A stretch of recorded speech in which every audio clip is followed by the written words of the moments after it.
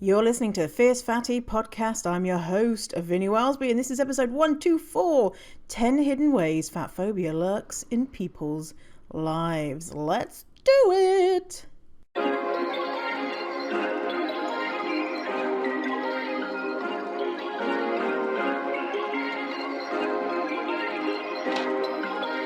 Perfect. I'm Victoria Wellsby, TEDx speaker, best-selling author, and fat activist.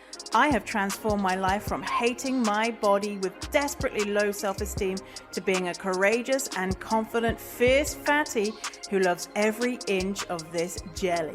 Society teaches us living in a fat body is bad, but what if we spent less time, money, and energy on the pursuit of thinness and instead focused on the things that actually matter, like if pineapple on pizza should be outlawed, or if the mullet was the greatest haircut of the 20th century. So, how do you stop negative beliefs about your fat body controlling your life? It's the Fierce Fatty Podcast. Let's begin.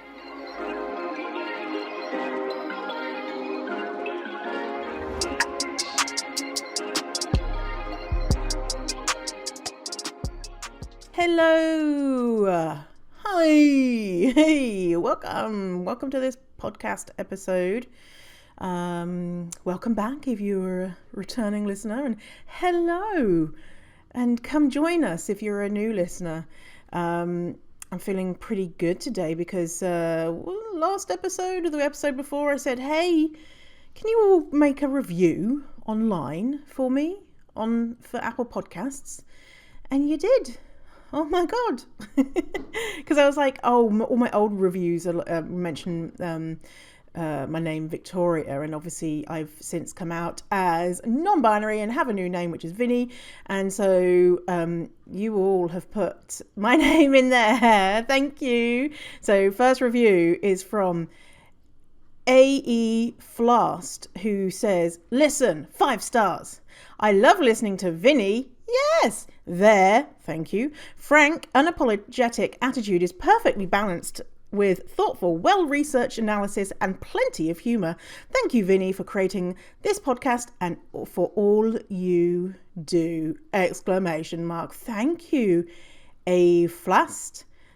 Next one, Vinnie rocks, 5 stars from Alex, who says, Vinnie is a voice of compassion. They are also intelligent, insightful, and hilarious.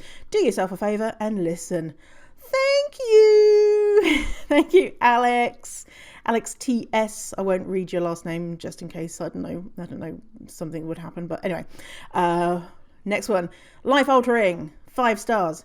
Vinnie is the mutts nuts. Love it. They are hilarious, intelligent, empathetic, all-round badass human being. I truly wish the rest of the world could understand and be like them. It would be a much more pleasant and welcoming existence. Please keep this going! ! Heart. And that's from Lose Hate Not Wait. Oh, thank you.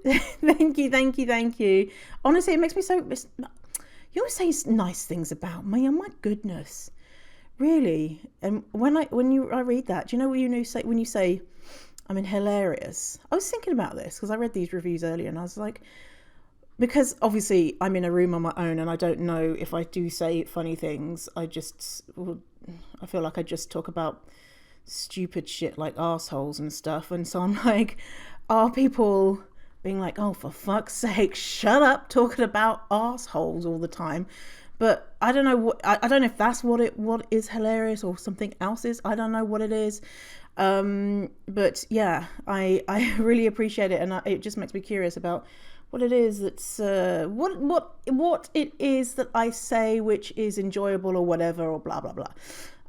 Yeah, maybe I need to stop talking about assholes so much. I was at the dog park the other day, and there was a new person, because, you know, the dog, we've got a great little community here where I live, and so you kind of spot some new people, and I was like, oh my God, they look rad. It was like a fat person, and I was like, I'm gonna go talk to them. And yeah, and so I went and had a chat, and one of the first things I said was like, oh look, your dog's playing with that other dog. Doesn't that dog have a giant arsehole? The dog's arsehole was the same width as its tail. It's a little dog, and it was quite peculiar, and she enjoyed it. She enjoyed the observation. She said, you know what? That dog does have a giant arsehole. yeah, so I don't know, maybe I should just keep going on with my talking about arseholes because Jessica liked it from the dog park. Either that or she was being very polite. I don't know.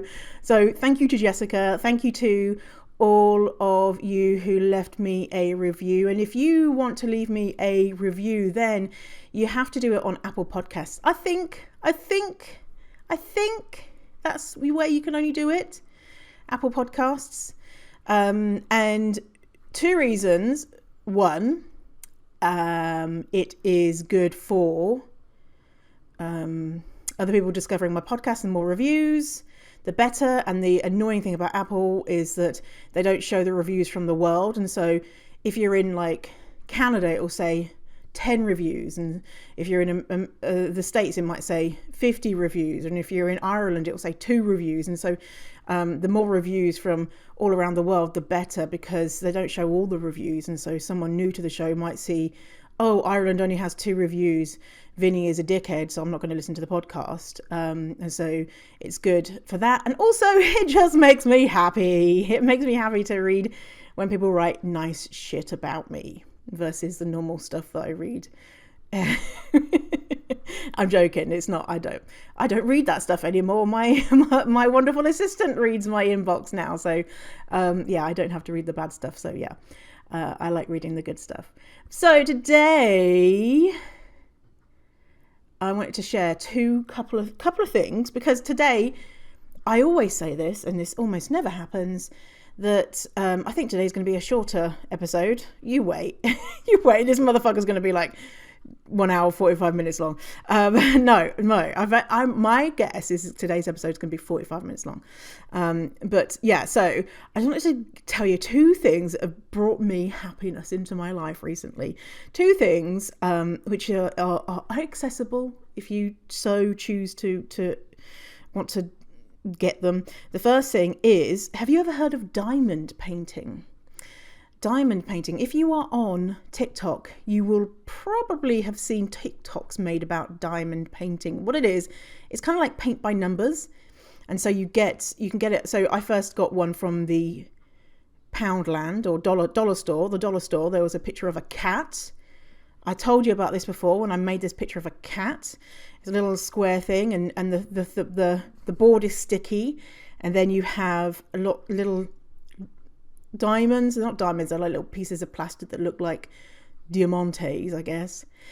And you pick them up with a special pen that has this tacky stuff on, and then you put it on the board, and it, like, sometimes if you get it right, there might be like a clicking sound as you put it in, because anyway, so satisfying.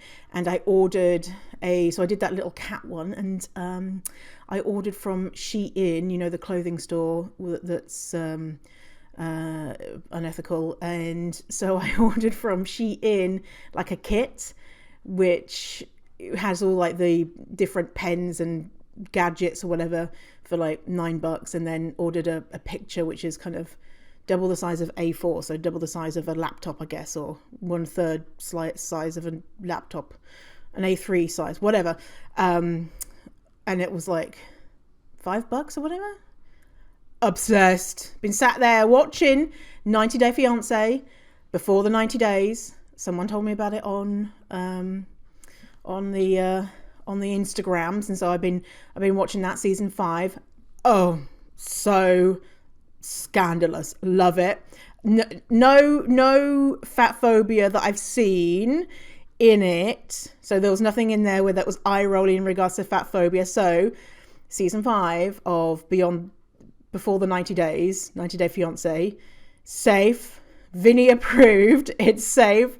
Obviously it's very trashy, I guess, you know, but sometimes you just got to watch this stuff, and I've been enjoying watching that, doing my diamond painting, living my best life. The other thing that I've enjoyed getting is something called, you know, Palmer's that do cocoa butter stuff. So Palmer's, it's face oil, basically. Skin therapy oil. Face, visage. That's French for face. And it kind of helps, because I've been putting on moisturizer at night time as well, because my skin's kind of dry. And then this is for kind of lots of different things, but kind of helps even out your skin tone, because I get lots of red blotches on my face. I don't know why, but it's like, it annoys me, and sometimes I get hot and anyway. So I started using this stuff for the last week or so, and they're starting to go away. Could be coincidence, could be placebo, could be anything else, but yeah, it was like $8 or something from the local drugstore. So yeah, there's 2 things. It's called Palmer's Cocoa Butter Skin Therapy Oil for your face. It smells nice, but don't rub it into your eyeballs because it's kind of a little bit stingy. Yes. Okay, so 10 hidden ways fat phobia lurks in people's lives. So I wanted to write out a list here, a listicle of different things. So just so we're aware of the different ways that fat phobia can sneak in. And, sometimes you don't realize, oh yeah, that is a little bit fat phobic. And thing is with fat phobic beliefs, we all have them, is the most annoying is when you don't realize, the most difficult is when you don't realize that something is fat phobic, because then you can't change it, right? And so sometimes you need someone to point out, oh, by the way, actually, that's not, maybe we can think about this in a different way. Then you can start kind of pulling the thread of that belief and untangling it. And then next thing you know, you're feeling real fat positive. But yeah, sometimes you need to have someone who points it out. Some of these you might be like, well, yeah, of course this is fat phobia. And some of them maybe not so much, or maybe all of them, who knows? But here we go. We're going to go through the 10 of them. And the first one is actually 2 separate people clients have said this to me. And I was like, oh yeah, that they have had people complain about how unattractive. So a friend, so let's say person A says, I'm so fat and ugly. And they're saying it to person B, who happens to be bigger than person A. And this happens quite a lot. And I'm like, this is rude as fuck. Like, hello, you've got this person who is in front of you who's bigger, and you're like, I'm so fat, and because I'm fat, I'm ugly. Like, what does it mean about the person that you are saying that to? What do you think about their body? Like, and even though, they would probably be like, oh, no, you look great, but just me, I don't look great. So that is the first way, is they complain about how unattractive they are at their current weight to their bigger friend. And also spurring off from this, leading on from this is treating fat people as the therapist. That is a big thing that we see happening, is treating fat people like they're desexualized. They're either hypersexualized or desexualized. And if they're desexualized, then they are the soft bosomed therapist type for straight sized people to complain to, or smaller fat people to complain to, because they must have oodles of compassion and endless energy to counsel people, whereas people can be more respectful of straight sized people and not turn them into like mother hen. Or within the black community, black activists talk about mammifying, the mammification, and so they complain about how unattractive they are at their current weight to their bigger friend, which is also fat person being seen as a therapist. I'm just typing this a little bit out as well. So I'm going to make this into an Instagram post. Okay, so someone might make fun of how fat, greedy, lazy, or unhealthy they are. Okay, so if someone's doing that, to me, it's cringe. It's really cringe. In regards to, I'm like, oh, you don't need to be doing that. And you're doing that because you think it's funny because it's true, you know? And I've been guilty of this. Man, big time. And it just, again, any of these things doesn't mean that if you're doing them, or if you have done them, that you're a giant piece of shit and that you need to go away and, you know, you're dead to me or anything. It's just, of course we do these things, right? Of course I used to make fun of being fat or being unattractive or whatever. Because if I made fun of myself, then people couldn't hurt me by doing it themselves. And it would be like, quote, pointing out the obvious. The obvious is that my body is bad. So I'm going to make fun of it and tell you I'm not a threat. I'm not a threat to you because I know my body is bad and unattractive, and I want you to know that I know. I'm not out here being fat and being unapologetic. I'm very apologetic. I'm going to turn my fan on, so hopefully you can't hear a... Can you hear that? I don't know. Well, you have to put up with it because I'm wearing a hoodie. I'm not got anything underneath it, so I can't take it off. Well, I could get up and go to my bedroom, but I'm not gonna. I'm just gonna put the fan on. So number 2 is make fun of how fat, greedy, lazy, or unhealthy they are, and also that's tying in with healthism, with ableism, with colonial settler capitalism. All that great stuff. And it makes sense why people might do it. But it's kind of like, that's fatphobia, that's lurking. And people might do it to be safe. Okay, number 3. They think it's okay for other people to be fat, but not me. I don't look good being fat. I look better when I'm smaller. Other people can be any size they want. I don't care. But for me, I just feel better when I have a smaller body.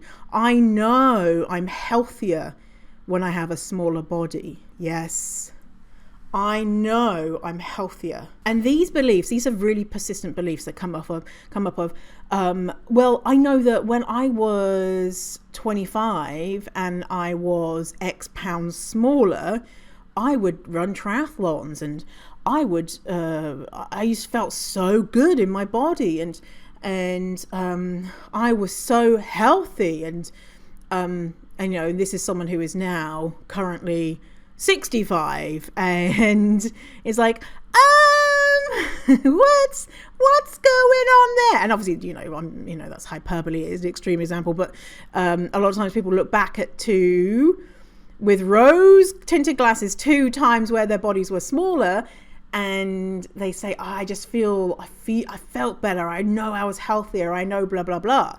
And I'm going to continue on with this vein of thought in another one, another number example, but kind of saying it's okay for others but not for me, and it's wonderful that they can extend compassion to others. And I think this is really, really common. A lot of people feel like this, like, I know that fat people deserve equal rights and access and to be treated as human and all that type of stuff, but for me, I know that I'm healthier and happier and feel more comfortable in a smaller body, which is underneath all of those things are a ton of unhelpful, problematic, potentially bigoted beliefs. And so if we're having those beliefs, we need to be like, okay, let's have a little think in our gorgeous noggins of what is going on here. Is that true? is it true, and is it possible for me to be smaller and younger? Is it possible for me to now run in triathlons now that I'm 65 and am not fully, I mean, no, I'm disabled in some way, or, you know, whatever. Like, is this, you know, can I keep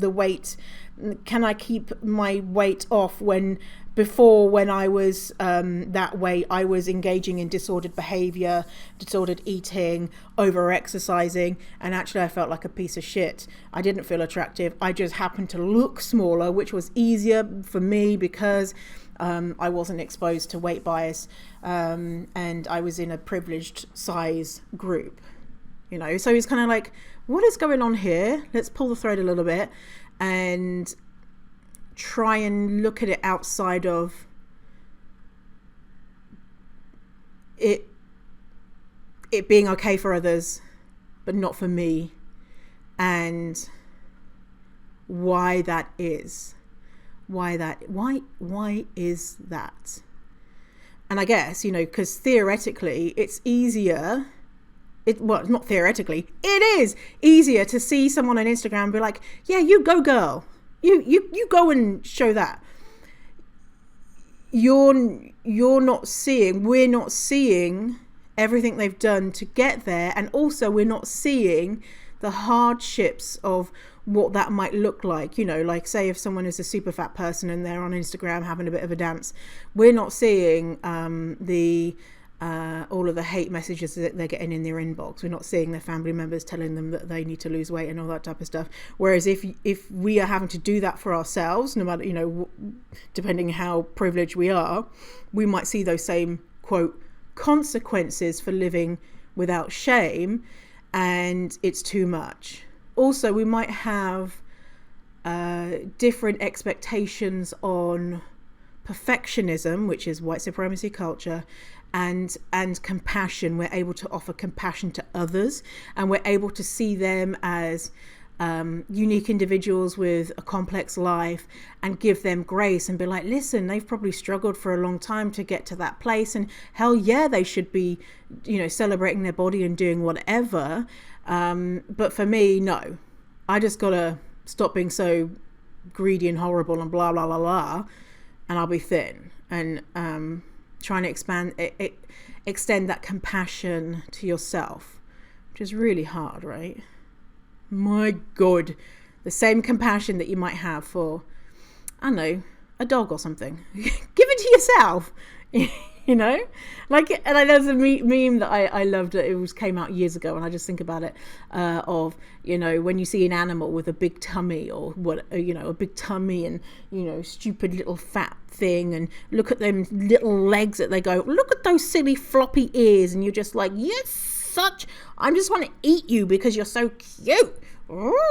You know, and why is it we can, you know, think about an animal who's got like a big belly or whatever, or you know, the cat's just given birth and has got like these teats hanging down, wobbling all over the place, and you're just like, ooh, look at those little things.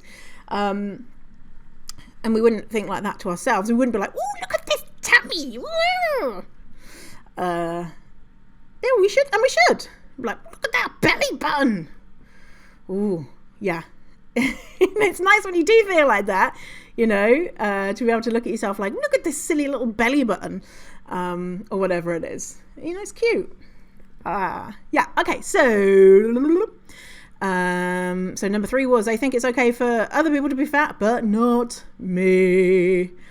Number 4, wouldn't consider dating a fat person. So this might be difficult if you are in a relationship to consider this. And theoretically, you might say, of course I would date a fat person. But when it comes down to it, I wonder if we would. And I wonder at what size would we stop? You know, you might say, I date a fat person, but, you know, they have to be fat in the right way. If I'm looking at dating a cis het man, he has to be, you know, I could do fat where if they're husky, but what if they are very fat? Oh, yeah, maybe not. Okay, so why does it stop there? What's going on? Why why might that be a cause for pause? It might not be for you, but I notice, because obviously I'm on the apps, and I'm just so curious about the people that I swipe yes to and the people I swipe no to, and recognizing my bigotry, which is just simmering at the surface, where I'm like making these sometimes unconscious decisions of yes, no, yes, no, yes, no, whatever. And what is going on?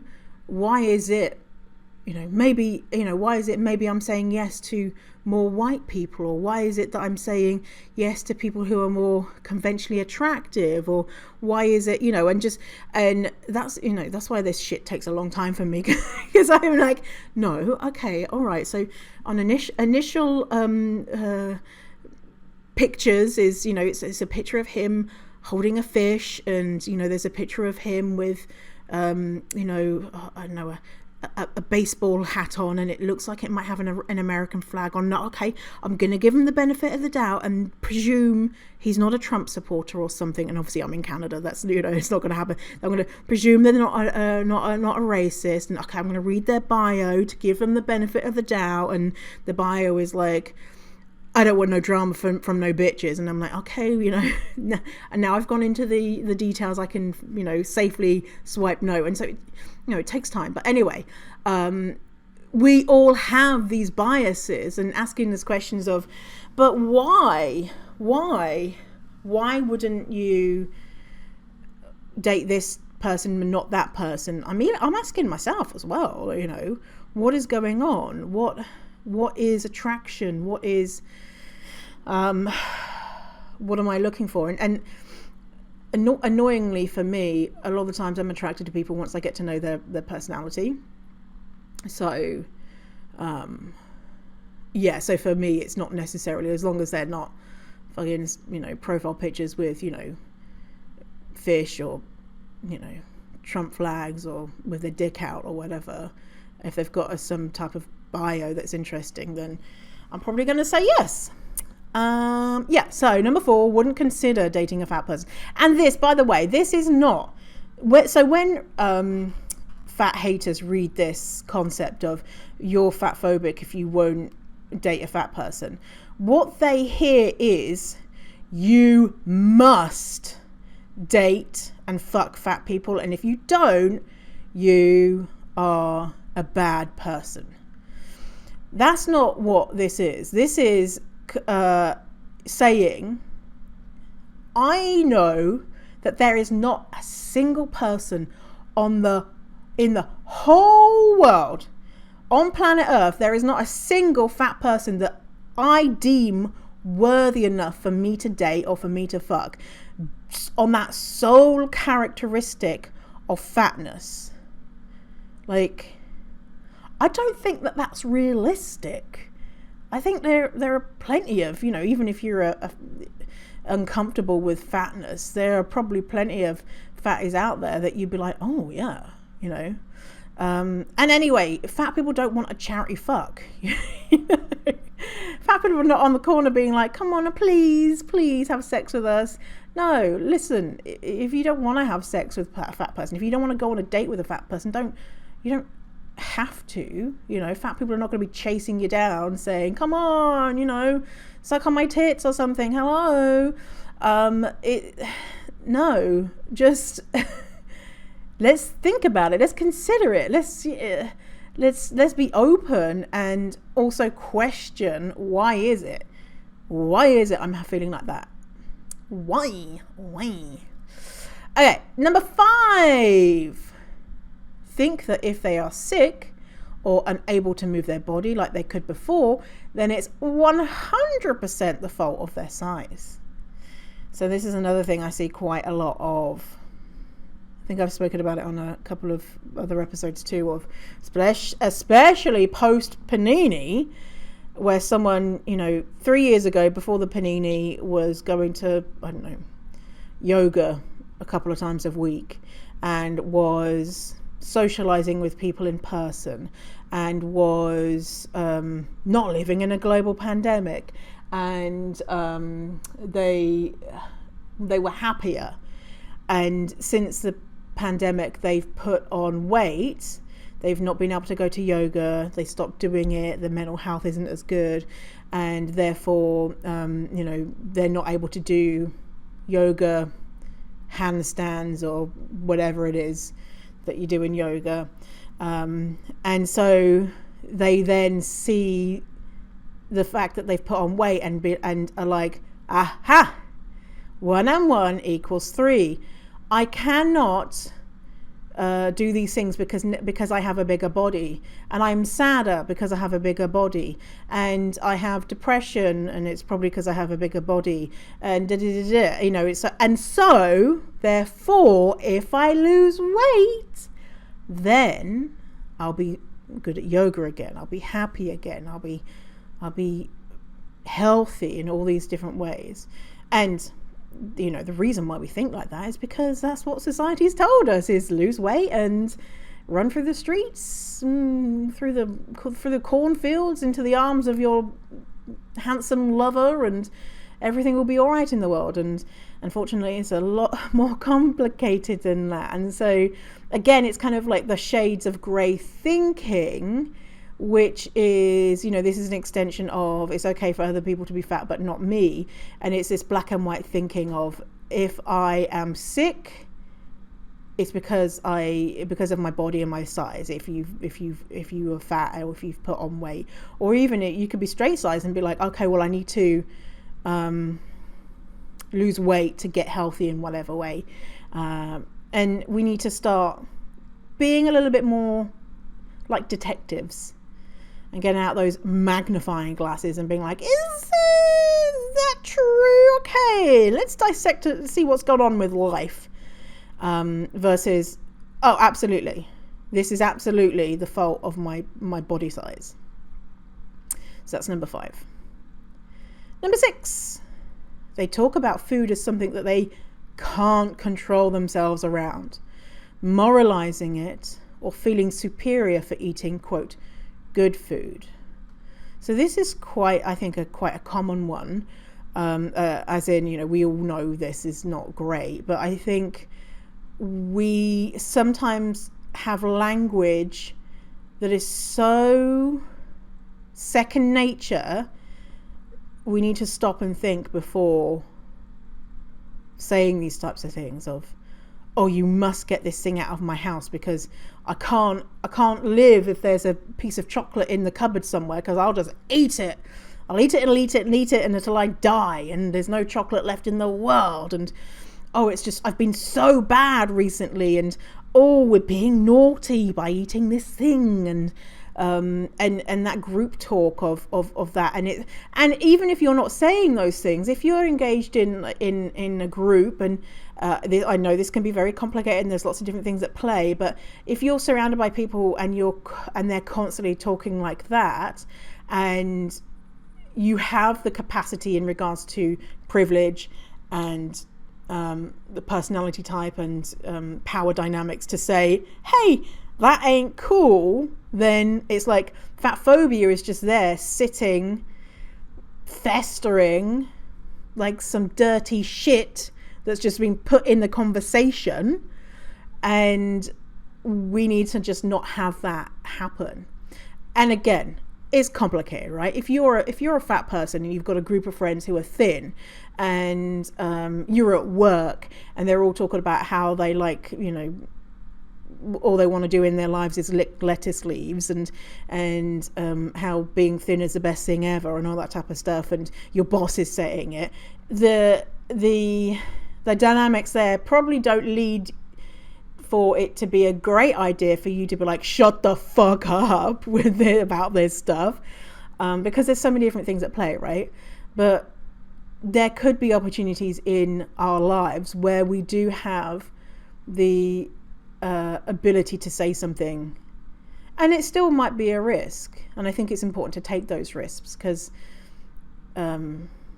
it's not cool to let fat phobia hang around like a dirty turd.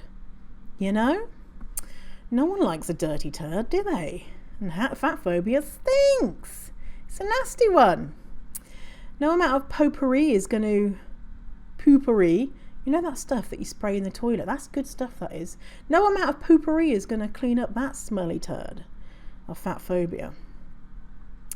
Okay, so 7. They zoom in and examine photos of themselves with a critical lens, or don't even want to be in the photo in the first place. Okay, so a lot of people will be like, yeah, that's me. Again, doesn't mean you're a bad person. But what is going on here? Why is that? Why are you comparing the size of your arm to the person next to you? And, oh, maybe your arm is a little bit thinner. Oh, okay, that makes me good. And, oh, no, maybe it's a little bit bigger. Oh, look at my size of my tummy. Look at my face. Oh, the camera is a low angle and therefore I look bad. And, oh, God, take another picture. Or don't even take my picture. Oh, it's just a big thing for a lot of people. And why? What is going on? What beliefs are coming up? What is wrong with the visual representation of you?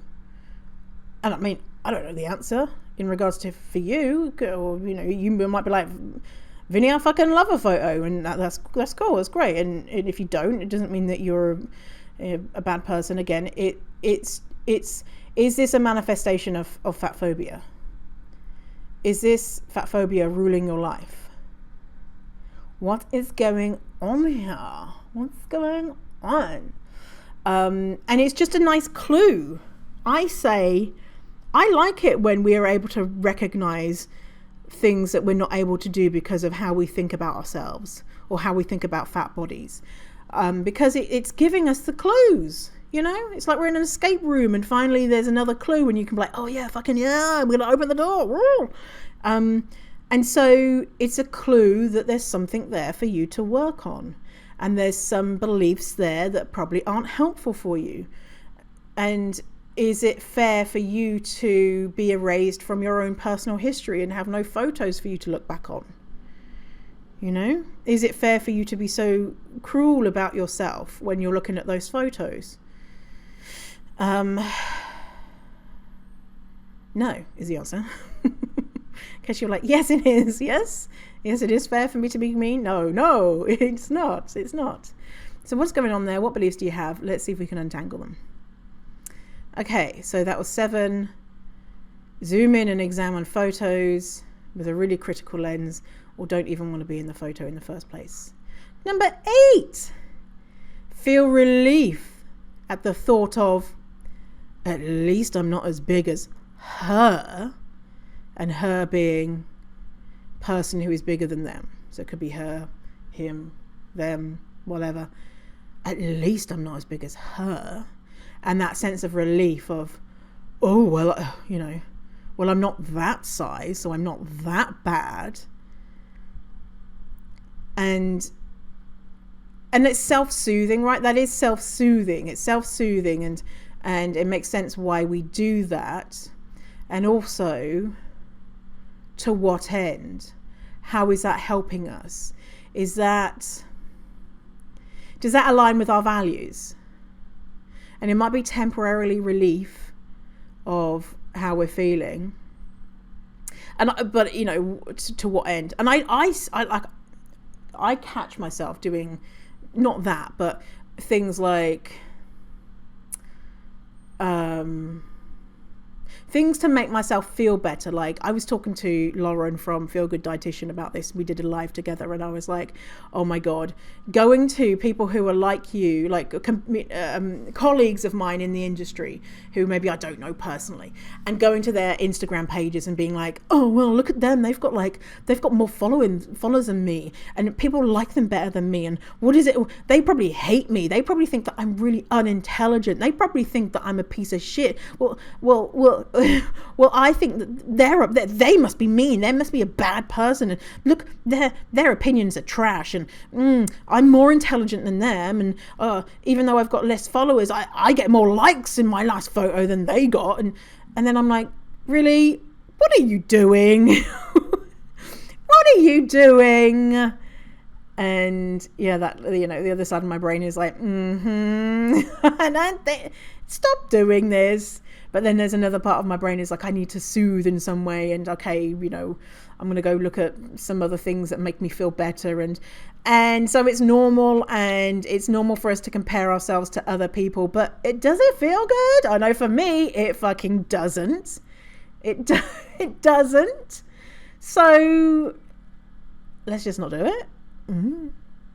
And this one, obviously, this is definitely, you know, this is fatphobic, right? Because you're saying, at least I'm not as awful as that person, because that person, their life must be shit because of the size of them.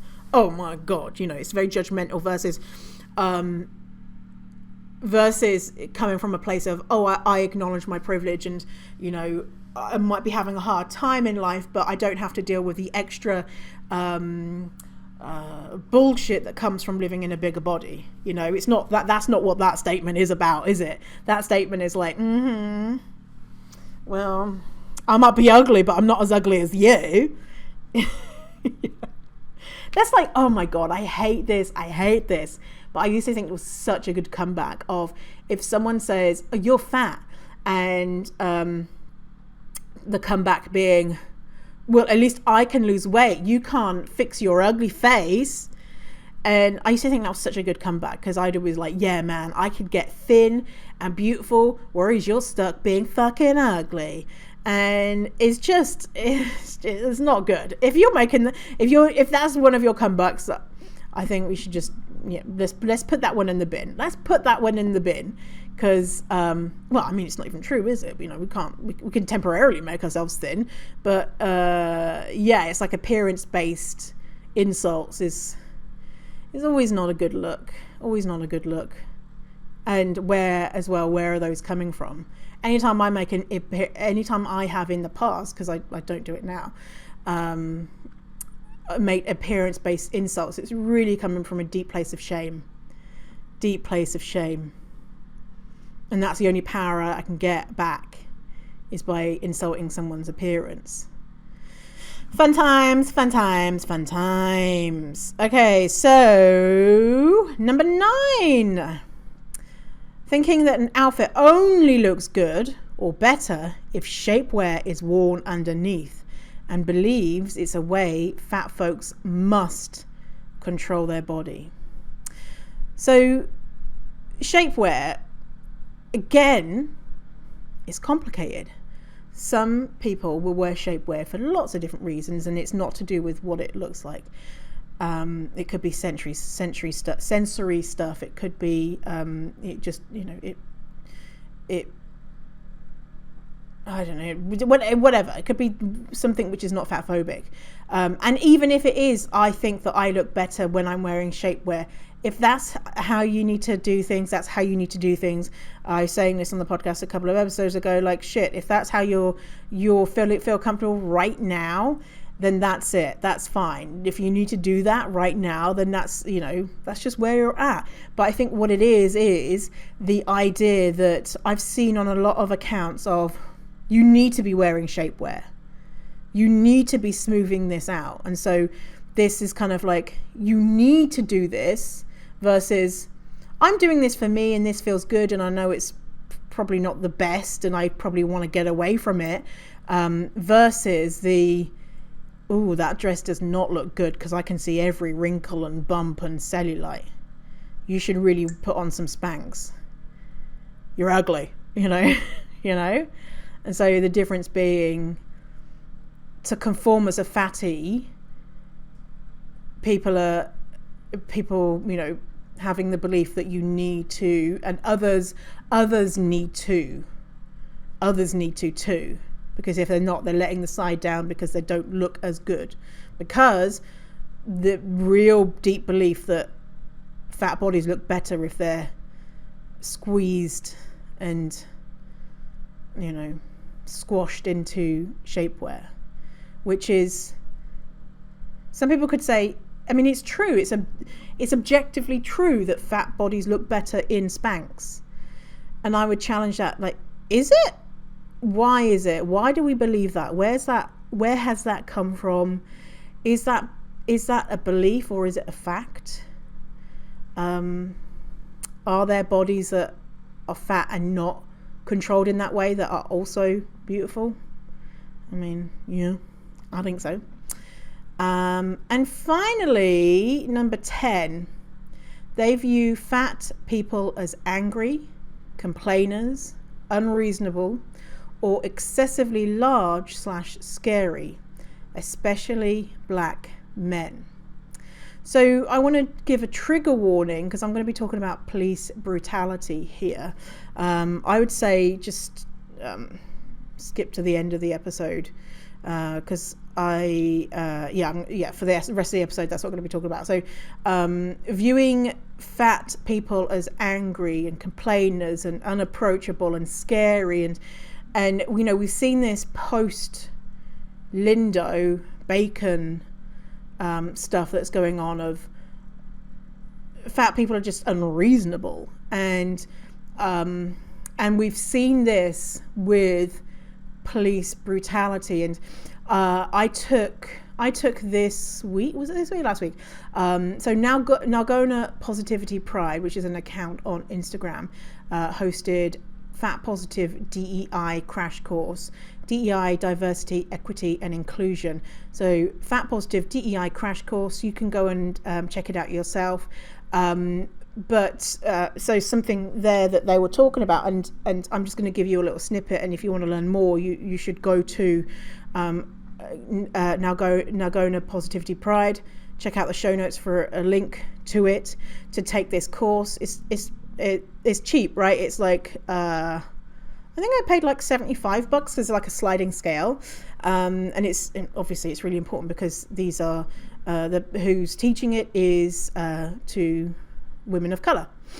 Anyway, so just a little kind of overview about that is one slide they were talking about how so Mike Brown in 2014 was murdered by a police officer in Ferguson, and he was 18. And what the police officer said about this murder, because he was a fat black man, the police officer described Mike Brown as, quote, Hulk Hogan, claimed that he shot Brown. As he shot Brown, he, quote, bulked up to run through the shots. And he called him a demon and claimed that Brown was looking through him. And so I think that's really important stuff that NPP are talking about, Nalgona Positivity Pride in this presentation, which is Fat Positive DEI crash course, which is over 2 days, and it's talking about as well like this stuff, and also fatness in the media and all that type of stuff, and really interesting stuff. And so thinking about how we view fat bodies, and how, you know, at the beginning I was saying about how we see, you know, the fat person as a therapist and mammified and either hypersexualized, you know, like BBW, big beautiful woman, and let's not treat them as humans and fetishize them unconsensually, or totally desexualized. And then as well we see with police brutality, fat black men being seen as unhuman, like, you know, because they're big, seen as needing, I think it was like 12 bullets that Mike Brown was shot, the officer, the guy that murdered him. And, you know, why was such force needed? And obviously this is just one example. There's many, obviously, as we all know. And so how are we viewing people? What is going on when we're seeing fat people on the internet and the fat person is angry? And what else is going on? And so if they're fat and they're also black, and if they're fat and they're also neurodivergent and black, and if they're fat and they have other intersectionality going on, what is coming up for us? And asking that question: is this my ableism? Is this my fat phobia? Is this my racism and white supremacy that is telling me that I don't like this person? I don't like the way that they are talking. I don't like the way they're going about things. What is going on here? And again, like questioning ourselves. What is happening with this stuff? So, yeah. Let me round up all 10 of those. So, 10 hidden ways fat phobia lurks in people's lives. Number 1, they complain about how unattractive they are at their current weight to their bigger friend, which is obviously problematic because they're complaining about their size when their friend is fatter. So what do they think about their fat friend? And also it's putting that fat friend into that role of therapist and person who listens to the problems of others, which is a trope. Number 2, making fun of how fat, greedy, lazy, or unhealthy they are. Number three, they think it's okay for other people to be fat, but not me. I just know that I'm healthier, better looking, and feel more comfortable when I have a smaller body. Number 4, wouldn't ever consider dating a fat person or has a weight limit on how fat they might date or have sex with. Number 5, think that if they are sick or unable to move their body like they could before, if they had a smaller body, then it is 100% the fault of their body and how it's changed. Number 6, they talk about food as something that they can't control themselves around, moralizing it or feeling superior for eating, quote, good food. Number 7, they zoom in and examine photos of themselves with a critical lens or don't even want to be in the photo in the first place. Number 8, feel relief at the thought of, at least I'm not as big as her, and her being the person who is bigger than them. And it could be anyone. At least I'm not as big as them. Number 9, they think that an outfit only looks good on themselves or other people, especially fat people, if they are wearing shapewear, and believing that fat people need to control their body and squeeze their body into shapewear to be seen as acceptable. And number 10, they view fat people as angry, complainers, unreasonable, or excessively large and scary. And that is that last point, especially for fat black men. And now a reminder that if you are doing any of these things, it makes sense. We live in a violently fatphobic society, and there's lots of things that we do to try and conform. And so if you're doing any of these things and feel guilty or bad, I don't want you to at all, but sometimes we need to have someone point out how these things are contributing towards fat phobia so we can start to unpick them, untangle them, and remove them from our lives if it's something that is accessible to us. Sometimes it's easier to engage in these types of things because it's not safe for us to not wear shapewear. It's not safe for us to not eat healthy, quotes, or good food because we don't want to be seen as a bad fatty. And so all of this with a lot of nuance and a lot of compassion for yourself and others who might be struggling with these things, and also let's work to try and change this stuff because it's not the greatest. Okay. So yet again, it's a 54-minute episode. I guessed 44, but no, 45, but no. I like to chat. I like to have a chin wag. Is that I like to have a chin wag. All right. Thanks for hanging out with me today. Hope you've had fun hanging out with me, being my friends. Will you be my friends? And I'll see you in the next episode. Have a wonderful rest of your day. See you in a while. Alligator, stay fierce, fatty.